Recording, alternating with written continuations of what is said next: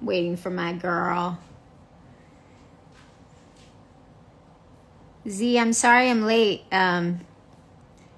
Cassius decided to come in and talk to me.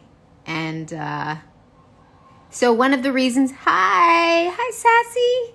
How are you feeling? So one of the reasons why I haven't been back to work is because I've been raising my son. And being a single mom is, it's as other single moms know, it's a little crazy. Oh, Missouri. Hi, Missouri. We have property in Missouri. And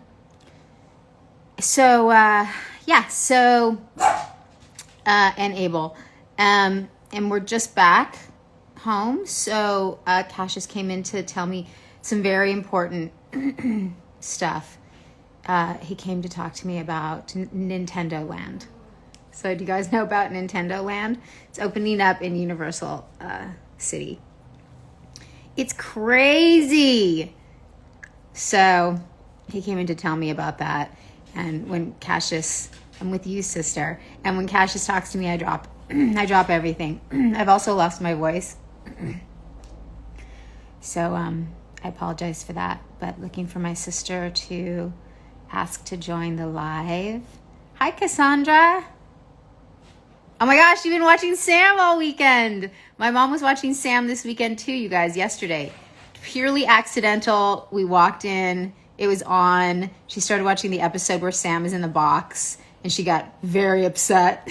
She wanted me to tell her that Sam was going to be okay. And I told her I wouldn't tell her. She'd just have to watch. And then, my son's 18.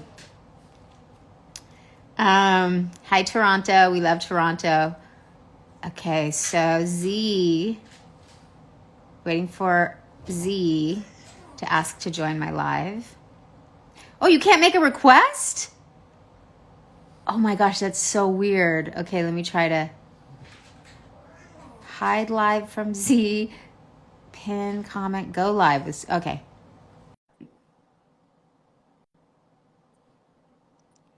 I'm in bed. Yeah, Mama! How are you doing? That's so weird. How come you couldn't request to join my live? It's weird. I don't know. I don't know either. I started my live. I'm like, okay, where is she? But oh, you started your live. I was supposed to join your live. Yeah. Oh my god. I'm sorry. It's all good. How you doing? I'm doing okay. I've lost my voice, and I am. So I feel like I'm. It's just right. So Water. I need to hydrate. That's a problem for me. Yeah, water. Like water. So I'm trying to just rest. And then Cash came in and was like wanting to talk to me about Nintendo Land. Have you heard about Nintendo Land? Nintendo. I know about Nintendo. There's a video on it. It is insane. The guy who created all the Mario Brothers stuff. Like, he's hands-on with all of it. So he's there creating the whole world. Cheers with water. I know I should have water. So tell me what's up. How are you doing? I'm How's good. my sister? Yeah, I'm good. How are you doing? That's what I really want to know. Today's live is about like the girls. I'm just so happy that we're talking right now. It's like a dream come true again. You know what I mean? Yeah. For me too. It's a dream come true to connect with other inspirational women. So it's a dream come true for me too. Yes, thank you. I have so many questions. Let's hear them, sister. Hi, Gia. I have questions to ask you. But how you doing? How's your family? And how you doing during the pandemic? So we're doing really well. We're all healthy. So, we have no complaints, obviously, since we're all healthy. But it was a tough year for my son. It was his high school graduation, and he's the first Mexican man in our family to not only graduate from a private high school, but to go on to college. So the first one in our family. And And then right before the pandemic hit, you know, he got the lead in Footloose. And Yes. he had done many plays where he had one line. He did plays where he had no lines. And as actors, it doesn't matter how many lines you have or how big your role is. It's all about connection and community and all the things that you and I love. So that's what we love about acting. Both my son and I, coincidentally, fell in love with acting because I never did anything to try to get him into it in any way, shape, or form. In fact, I probably, if anything, tried to kind of steer him away from it. Right. And he got the lead, and it was also a very big deal because Footloose is obviously iconic, and Kevin Bacon is famous. It's a famous Broadway show, but people know Right. movies more than Broadway usually, mainstream. Right. And so Kevin Bacon's obviously very famous for being the lead in Footloose. So my son is a Mexican gay man playing the lead in a iconic musical that's always been played by a white man. White people. Right. Right. So Oh, it was just so big for him and for all of us as a family. And the pandemic hit opening night. My son was in his costume at school. He called me sobbing. And so, you know, it's a big deal. I know it's nothing compared to what other people have gone through. So, but you asked, so that was kind of what we went through with it. And it was tough. I think it was even tougher for me than it was for him, everything he lost. Then how life goes, you and I both love this too, right? Yeah. So I'm feeling sorry for myself. I'm like ashamed a little bit. I feel bad about myself that I'm so upset because I know people are going through real shit that's much more important than what we're going through. Right. And I still can't shake it. I'm so devastated. I start sobbing, never in front of him because I don't want to make it about me, but I would sob and, cry when I was on my own over his loss and our family's loss of his milestones. And so we'd try to go help people and take stuff to the frontline workers, make tacos for all the frontline workers, the healthcare workers. We'd take them, send them presents and slippers and whatever, trying to just be of service to forget about what we're going through. And then cut to this year, Z, and we realize his friends who were juniors, who are now seniors, so class of 2021, they're not even getting to have a senior year. Yeah, because COVID. At all. So there's no play. Yeah. At least he got the play. He got to rehearse it. He got to perform it many times in rehearsals. Right. These kids in class of 2021 are having no school, no senior play, no rehearsals, no on-campus anything, no high school romances because nobody's kissing in high school. Nobody's at their high school. So yeah, you're right. Right? So it's just that thing where you realize, there's always something that could be worse than what we're going through. It doesn't discount what we're going through, but still, it's just a good thing to remember that, somebody else. I hear you because I was so looking forward for my graduation. I know you were. Come on. I want that degree in my hand. But yes. No, it's like it canceled. I'm like, there's nothing you can do but to just deal with the situation. Yeah, you can be angry, but I feel like the situation to what we can't control. It's like it's devastating, Yes. Tell me what that meant to you and your family, your graduation, and what you were studying. My family, my family always been supportive with me, and I believe that I am the only person in my family that actually graduated from college, that actually graduated from university, because a lot of us, except for my mom and dad, they're incredibly educated, but my brothers, they don't see education as their goal. But one of them, because of me completing the work, they were inspired by me. So some of them are going to school at the moment. Wow. You know, it's like I set an example of it's never too late.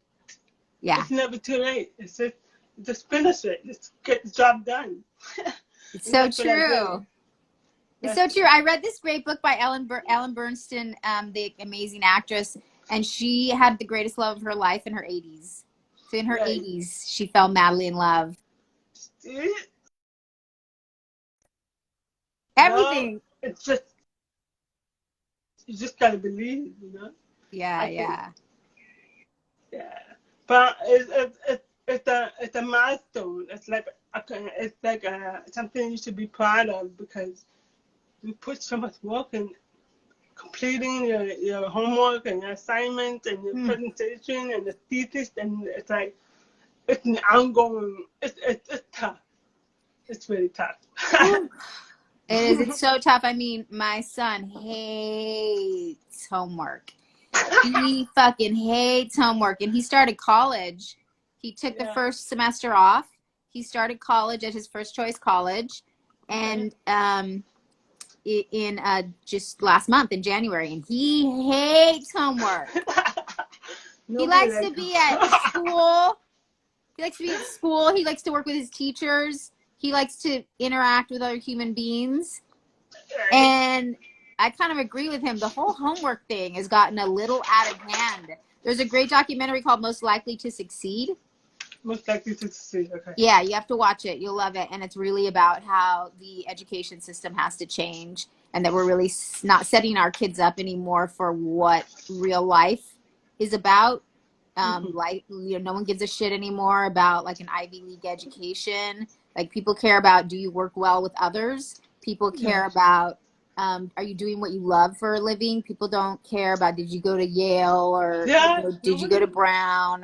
And the way that we teach our kids is we teach them to like figure out the system and like learn how to get through a test and get all this information in their head so that they can nail the test, and then all the information's gone. Right. It's about figuring out the system and succeeding in the system so that you can like do kind of like what looks good on the outside, in a sense, in our education system. You know, it's like we're not teaching them how to balance their bank accounts. We're not teaching them how to have intimacy. We're not teaching them how to feel the fear and do it anyway. Like, we're not teaching them how to do their taxes. We're not teaching them how to do shit that they're actually going to need in life. We're teaching them algebra. Exactly. I feel like I feel like high school students need to like prepare how to do networking, how do you connect with networking, because nobody care like what you're saying. Nobody care about what education you're going through. I was going through a hard time finding a job, and it's like it's not about what you put in the resume. It's about who you know. It's about who you know, and once you know somebody, they can hook you up from there. So therefore, it's no longer about what's on that resume. You know, it's about the system. And the biggest companies now are, you know, it's like you're going to go work for all of these companies like Apple and Google and all these companies where the guys who, you know, created all these companies were like some dudes playing video games in the bedroom like our kids. You know, they weren't like going and getting straight A's at all the Ivy League colleges. So it's like we want to prepare them to be the guy who creates the company. You know, now the guys with the Ivy League educations are working for Elon Musk. And Elon Musk doesn't have an Ivy League education. So it's like the world's a different place than it used to be. It's not the same. It's not the same. I feel like I look at my nephews, my nieces. I'm like, what do you think about colleges and universities? Like, they have a different mindset. I mean, it's no longer about.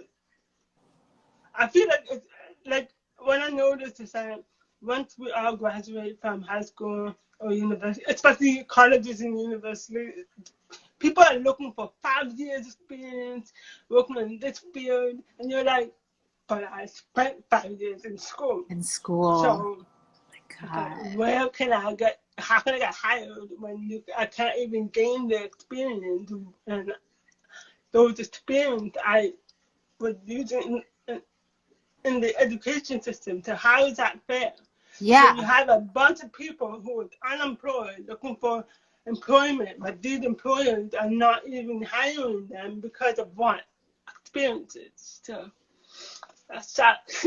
Crazy. So what kind of graduation did you have?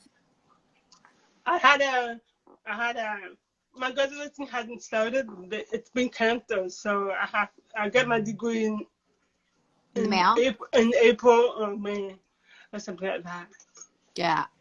Yeah. So It's, it's so, upset.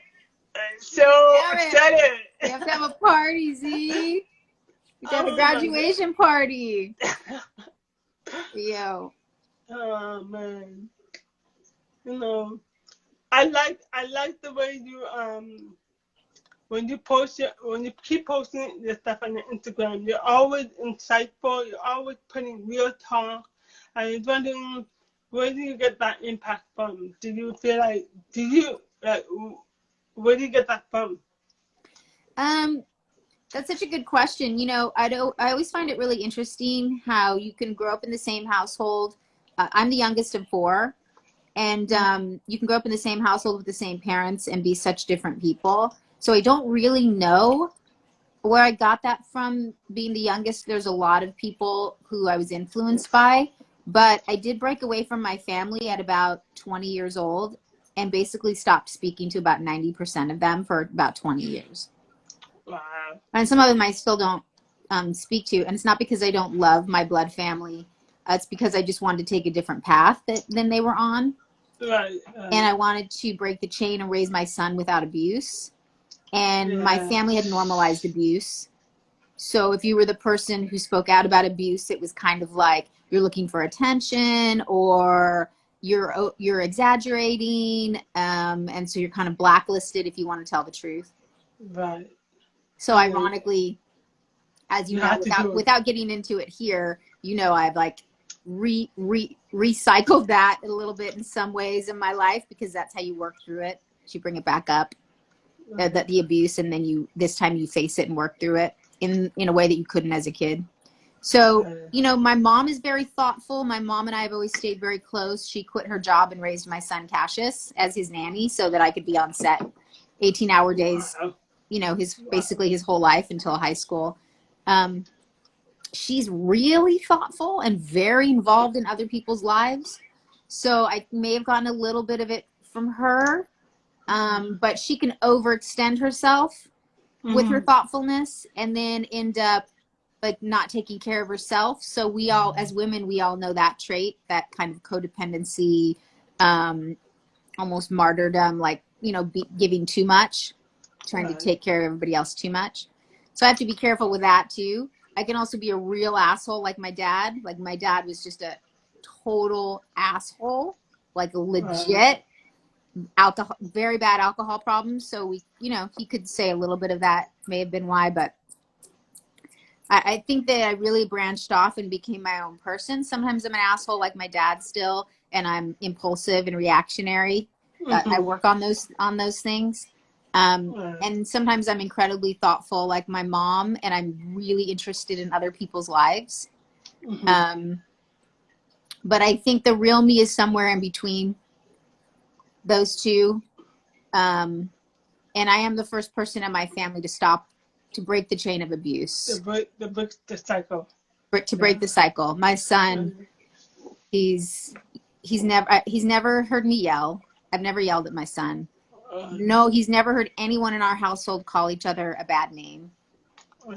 I gave up everything to protect him, as you kind of, a little bit know, skim the surface of that story. Of course.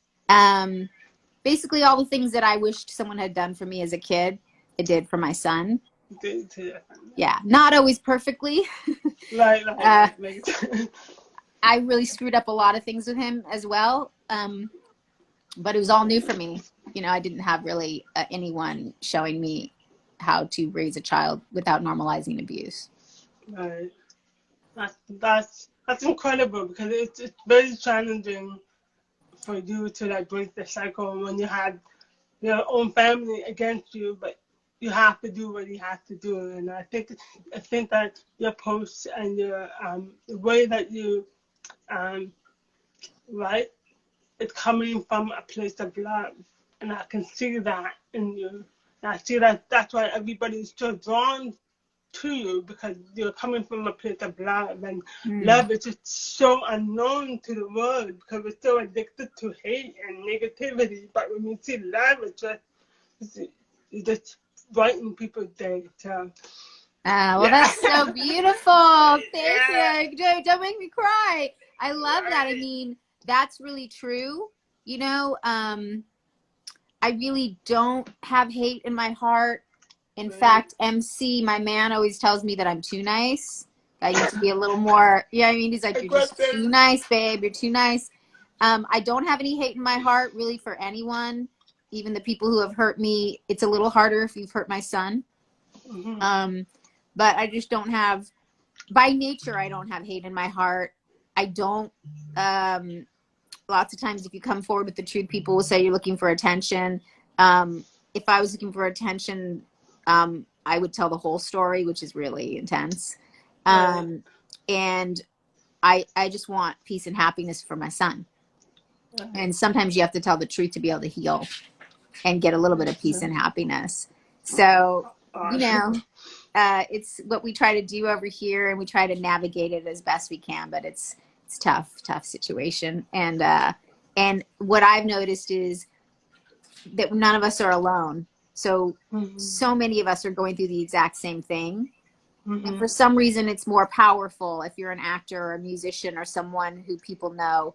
If you tell your pains and your mistakes, and if you make apologies, I do think it's powerful only because more people know you. So if you Hmm. become rich or famous, the only thing that changes is it magnifies who you already are. And and the only thing that famous means is that more people know you. Yeah, That's that's it. all it is. That's That's all it. it is. Yeah, you're not like a special kind of chemically made human being. Hmm. You know what I mean? Like you're not different in any way than anyone else. Just more Right. people know who you are. So if you have a message to give, it's going to reach more people than someone who less people know. That's it. That's So all it is. yeah. So Oh, oh wow.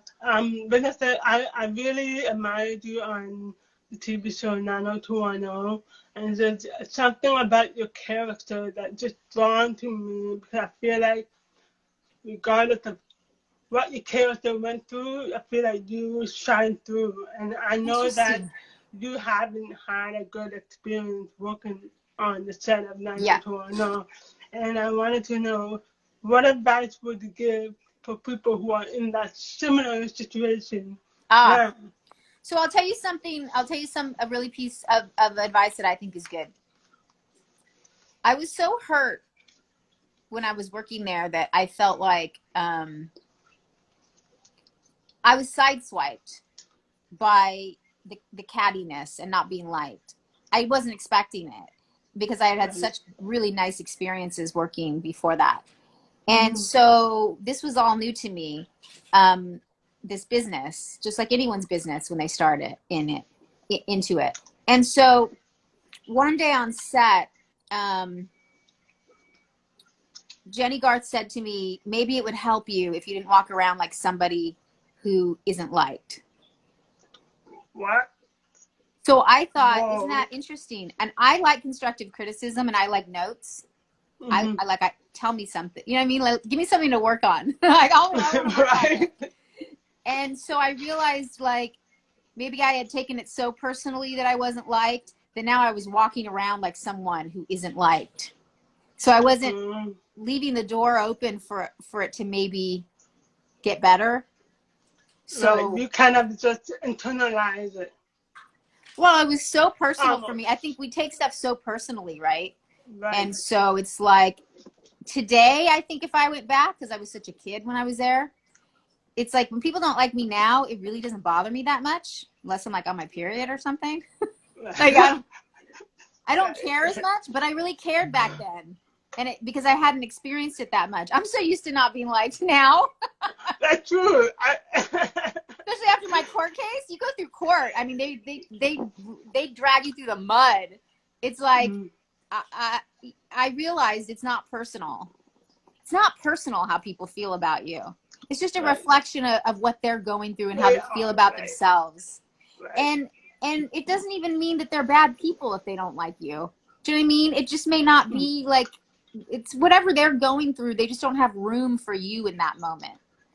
And it was just different because I'm really maternal. And so whenever I've had people on a show that I felt was my show, because I've usually been the lead on a lot of stuff I'm on, I always felt like it was my job to make them feel comfortable, like they were guests in my house. Right. And that wasn't the case there, and that's okay. And it wasn't personal because they didn't even know me. Right. So I think I took it too personally, to the point where I quit. Right. So I just took it too personally. You know, it wasn't about me. Sense. Yeah. Yeah, that makes sense. Thank you for answering. And I just admired how you didn't lose your focus because you took your character, you maintained the focus, and you were able to complete. You were able to bring Gina to a place independence. Like, I don't need to be like. I feel like you and Gina kind of is relatable at this point because I feel like what you went through behind the scenes is a reflection of what we're seeing in front of the screen. I'm not sure that is true because it's kind of, you know, because life does imitate art sometimes. So in that case, life was imitating art and art was imitating life. So I just used it, right? That they didn't like me there. I used it within my character. But it's a really nice compliment for you to say that basically, I think you're saying that it didn't affect my work. I kept my focus as an actor. And that really is the truth. It's like, you know, I'm there to do my job. I'm not there to make friends. We don't need to hang out and go to like the club afterwards. But, you know, sometimes you just want to be liked and you want to be invited to the club after everyone gets off work. But that's not why I was there. I was there to do a job. And I remember right before I left, Luke left a note in my dressing room.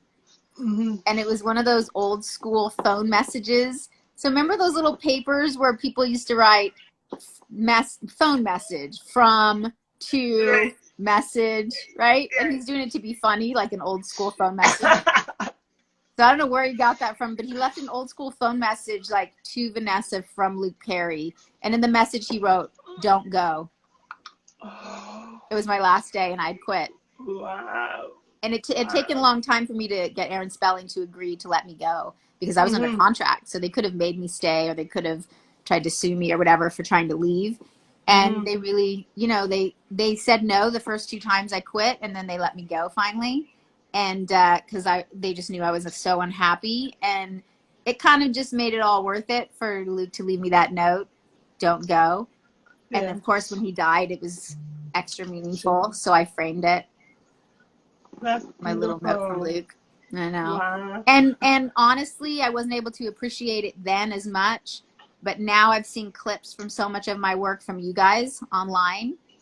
I never watched myself for 24 years. I watched myself the first year and then I stopped. And first year as an actor. So now that I've been at home with my son, I've been able to see a lot of stuff that I never saw before. And I'm able to appreciate now, looking back on it, how powerful mine and Luke's work was. And I knew our connection was special because I was in it with him. It was really special between us. It was a very special bond. In some ways, it became almost too intense in certain ways. And now I realize why. Like, the universe knew we were going to lose him early, and I didn't really, obviously there's no way to know that. I see our relationship in some ways different than I did at the time when I was there. So I learned a lot from that show. But I certainly don't regret doing the show. It was such a great character. He was, and your character too. Another question I want to ask you: are you working on any upcoming projects, and what can we expect from that? So, I have been on purpose, you know, not doing anything that was going to be steady work or take me too far away while I'm raising Cassius. Mm-hmm. Especially I raised him by myself, really, and very literally for like about 5.5 years there. And it was really important times in his life developmentally. So I on purpose kind of stepped away. And now that I'm stepping back in, we're looking at a lot of different projects. There's a few shows that have literally, I don't want to sound like an asshole, but it's just the truth, that have literally, like, every year they've offered it to me and they like beg me, right? Which is like beyond amazing. Like, I'm always amazed, like, really? Like, you guys still want me? And they just haven't been what I want to do next. Mm-hmm. I want to do something that feels really meaningful to me, and I don't know what it is yet. But there is a show that we're looking at right now. It's the pilot, which means that we would shoot the pilot and then see if the show gets picked up, like Las Vegas. In primetime, you do a pilot, and then after the pilot goes, sorry for anyone who already knows this, but you know that then the network decides after they see the pilot whether or not they want to turn it into a series. Right. So there is a pilot that I'm looking at right now that's actually connected to someone who everybody knows, but I can't say that at this moment. But it would be not that far away from here. Mm-hmm. It would be close enough where I could travel back and forth. Because Cassius just started college, and it is kind of still just me and him. And so Right. I just want to be here for anything he might need, you know, until he's like a bona fide adult and like out on his own in the world. Yeah. And sometimes as a parent, I feel like your kid needs you in moments that you weren't expecting. Right. And I was always on set his whole life. And so there's those moments when you're like in the car with them or at 3 a.m. or just like right now when you're getting ready to do a live and he like comes over to the house, bursts in the door. I wasn't expecting him. And he's like, Mom, I have to tell you about this. And those are the moments where I'm like, oh my gosh, I'm so glad I'm here in the bedroom. Yeah. It's going to make me cry. Just here in the bedroom for that unexpected moment when he wanted to talk to me, where usually I wouldn't have been available to him. That makes sense. I wanted to... It's not a Las Vegas reboot. I'm looking at the... Yes. A lot of people want to know if you're returning to General Hospital. Oh my gosh. Really? You're not supposed to ask that? Everybody wants to know. So what's going on? I know. I will give you the answer. My answer has not changed for 26 years now. I don't know how long ago it was that when Brenda first came on. She was in high school. She was ditching science class. She was like going to the prom with Steve Burton. I've always said that I'll always come back. And I've said that when I've been like under contract on a primetime show on a different network. Right. You know what I mean? They always ask that, and I always say, Brenda will always be back. Brenda will always come back, because I love that show. I love the people I worked with, you know, so she'll always be back. Yeah. So what is your favorite moment, starring and Brenda? Your favorite moment, and what is it like working with Maurice Bernard? Oh my God. Okay. So I'm going to be doing Maurice's show, which I really love. It's called State of Mind. Awesome. Yes, I'm doing that very soon. It will be very different than this. It will be very heavy and deep. I don't want to say heavy. That's not true. It'll be vulnerable. Right. It'll be deep. I can't be in the presence of Maurice without working through a fucking life lesson, or he's magical. So you guys have to, if you're not already watching his show, State of Mind, you have to watch it. I'm going to be on that.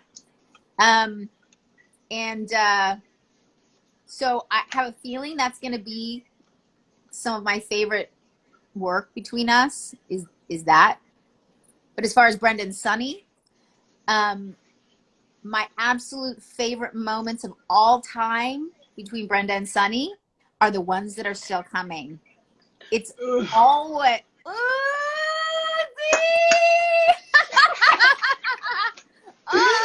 Right. always. I for some reason I never ever miss the past. Right. I never have a feeling of like the good old days, or life always gets better Right. today and tomorrow to me than yesterday. Life just gets better and better and better and better because I'm always trying to grow. And the more I grow, the better life gets. Sorry, I'm turning my coffee off. And so for me, you know, my favorite was the wedding, when they finally had their wedding 10 years ago. And then for me, what's going to be coming up next when those two characters are back together again on screen are going to be my favorite moments, because I act very selfishly. For me, it's survival. To act is to breathe, is to live, is because acting is truth. So it's just fucking, I mean, to be on set with that man, I can't even really come up with words to describe it. It literally pushes you into the next arena of your life and your growth just to be in his presence. And I think it's because he's so vulnerable, and he's gotten more and more vulnerable as he's grown and gotten older. So I'll tell you a little secret about these two, because I'm going to say a lot on his show that I've never said before. So I can't say anything on here that's like something I'm saving for his show. But I'll tell you this, that he is not that hot in person, I've always thought. I'm like, he's all right. Everyone's like, Sonny's so hot. I'm like, I don't know. Maurice always is my father to me in like relationship pathology. So I don't like think my father's hot.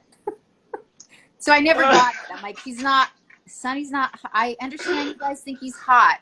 Calm the fuck down. Go enjoy that. But I can't discuss that with you because it's like he's like my dad. You know what I mean? He's not hot to me. That makes sense. And now I watch him and I'm like, wait, when the hell did you get this hot? When this all happened? He's so hot now. So it's hot. Like I don't know what's gonna happen on camera. When Sunny and Brenda get back together, I think it's gonna be like a 9.5 weeks. Do you know that old movie? You guys have to all look it up if you don't know it. It's like Kim Basinger. Oh God, what's the actor's name? You guys tell me. Oh, where can you see the show State of Mind? State of Mind is if you follow Maurice on Instagram, Maurice Bernard. Now, she said he's hot, but Inga's not hot. I love Inga, but oh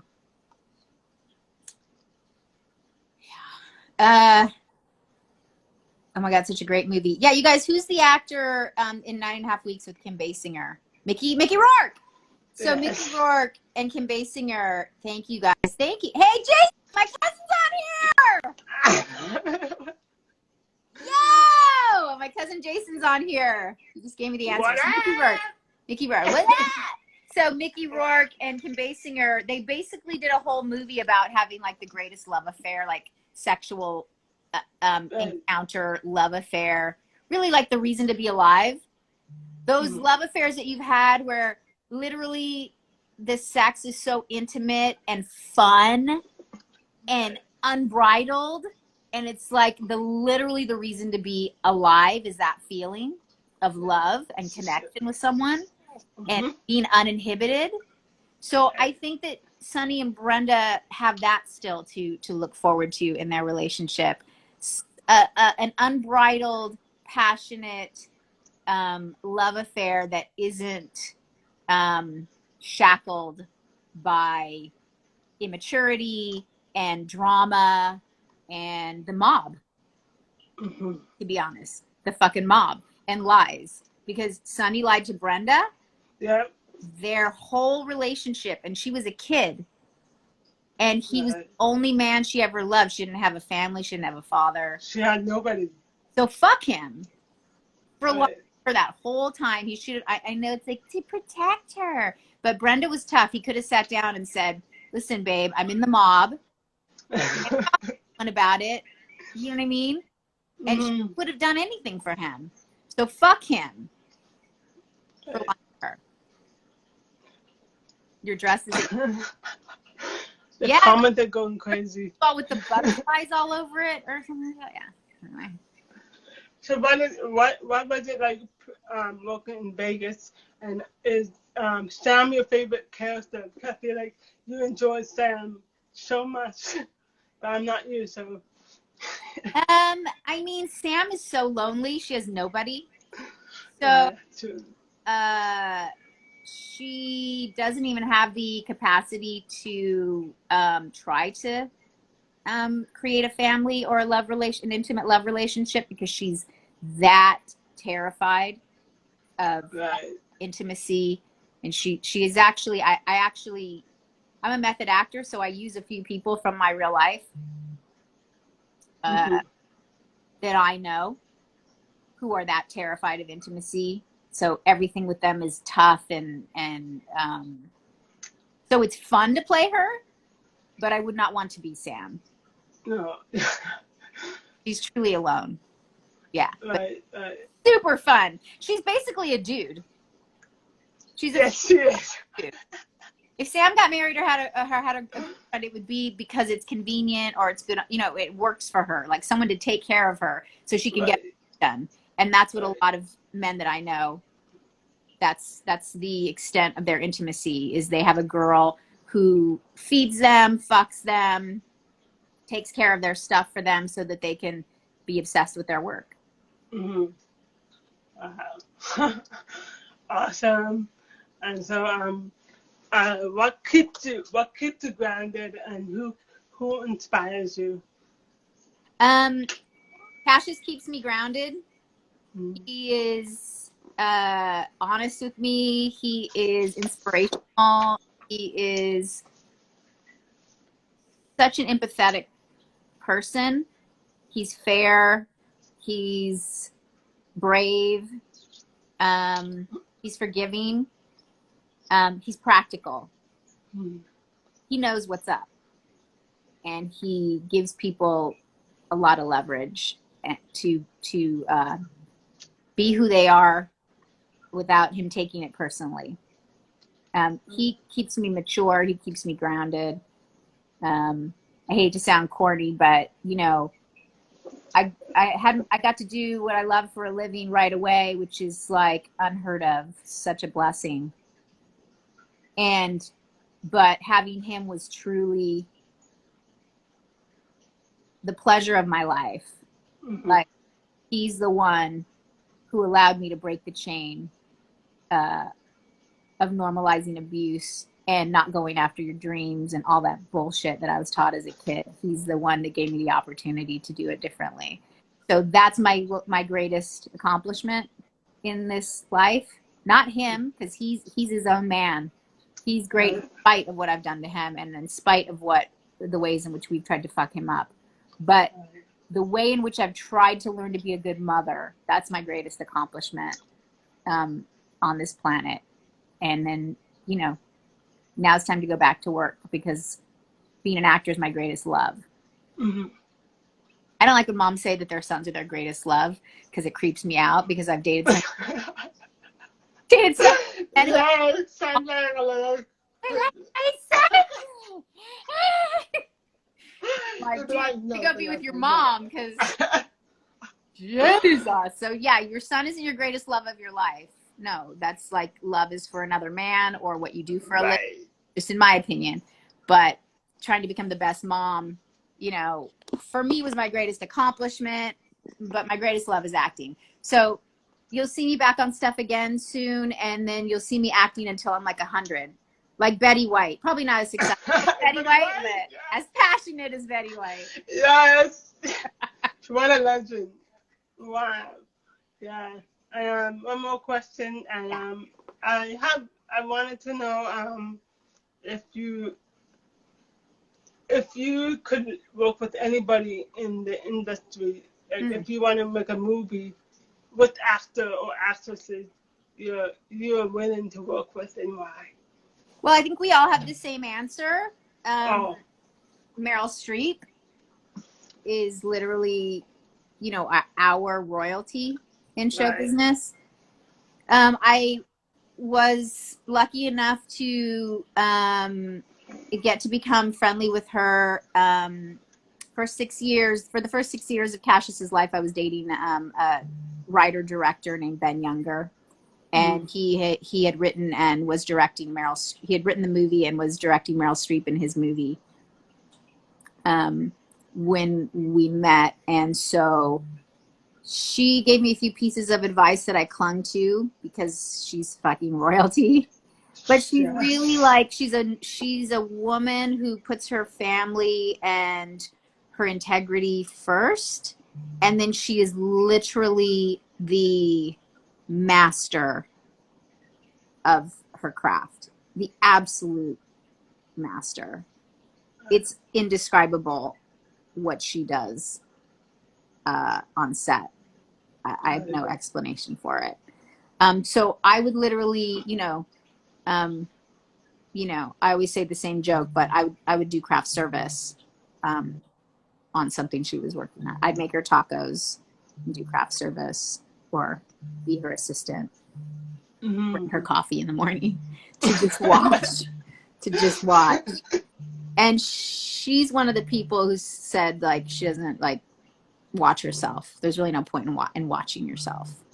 It doesn't do anything for you as an actor. It's all about being present on set, doing it. And I say free Britney too. Like I don't understand this whole like. This is just some bullshit I'm going to get into because I'm immature like the rest of us. So I don't understand. Like I just watched the documentary on Britney as well.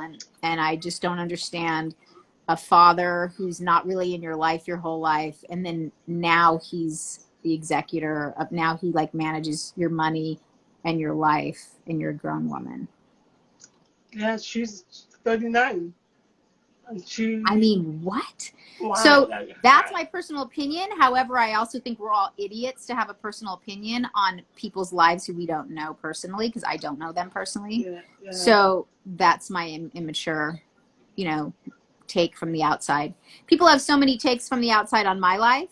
And if people knew the absolute real truth, which they will someday, about my life, they would be like, holy shit, I was so wrong about that situation. So right. That's what I think of when I weigh in on, you know what I mean? Right. So you're working on a book right now. So when are we gonna hear it? Well, my book is about love, so it's not a memoirs. I'll wait to do memoirs until I'm like, 100 years old on my ranch, and then I'll tell the real truth. Oh, the real truth always has to be told in the end, but I'll wait till I'm older for that, and especially out of respect for Cassius, because this is his life too, and so I want him to, have a pure, clean slate life, not with a bunch of bullshit about his family. But this first book that I'm writing is about love. So my first book is about my experience of love, starting from a child, growing up in a Mexican family, in a small town, pretty poor, and then every experience that I've had with love up until this point. It's a book for women, of course. It's beautiful though. It's beautiful. I would read it so many times as a reminder, the self-reflected. When I'm reading, I'm like, I got you. Yeah. Well, you and I are very connected. Yes, like from the first second that we found each other. So we get each other without even having to fill in the details. So right? We'll see. I think a lot of women feel ways that we can't explain, and sometimes we need another woman to verbalize it for us, and then we realize, yes, that's how I feel about that. That's exactly how I feel about that. Yes. And to me, that's my life's work, is to uplift other women. Amazing. Vanessa, thank you for just having me on the chat. It's like, it's always wonderful. I'm always happy. I'm always motivated around you. And you're my mentor. You're my sister. I can't even explain what I'm feeling right now. It's a pure love and joy, so. For me too. For me too, my sister. I love you so much. I'm so Love you honored to be too. your friend. Thank you. I'll Thank speak you. to you I soon. hope everybody enjoyed the chat. Real talk. Yes, you guys. Speaking of real talk, are you gonna be on that TV show? Real talk. Red table talk. Oh, the Red Table Talk? Yeah. We'll see. You have to go like do some work and like get back on the grid again. You know what I mean? And then we'll see. That But would be I'm dope. thinking that maybe, that would be the place. Like I think Jada might be the spot where I tell like the whole damn truth. Because Jada will be like, wait, what? Right? And we'll be talking That's about real self-love. Right? But in the meantime, I feel like she's really, for me, she's doing the most important work right now on that show because Oprah's not on the air anymore. I mean, Right. Oprah is on the air actually on Apple TV, which is really, really good, her interviews. But just as far as like, I grew up daily on Oprah and Dr. Phil. I feel like they kind of raised me once I stopped like interacting with my family members as much. And as far as having people to look up to and people to emulate, for me, it was Oprah and Dr. Phil growing up on TV. And luckily it was on 5 days a week. So when I try to slip off that like mature, like healthy shit, I'd be like, okay, turn that shit back on today. See what Oprah and Dr. Phil are telling me to do today. And so I feel like Jada's doing that right now. And because it's multi-generational, it's so powerful. It's women. And there's my Willow, her daughter is my son's generation. Her mom is my mom's generation. Jada's my generation. Such good work. Such good work. Perfect. All right, Anyway, Mama, Vanessa, I love you. thank you for sharing with me. I hope we connect in the future, which we will. And yeah, buddy. Yeah, buddy. Cheers. Cheers. I wish I had a Red Bull. Where's my Red Bull? Yes. Nobody here. Bye, Mama. I love you. That ring's fucking rocking. I love you too. Love you. I love you too. Peace.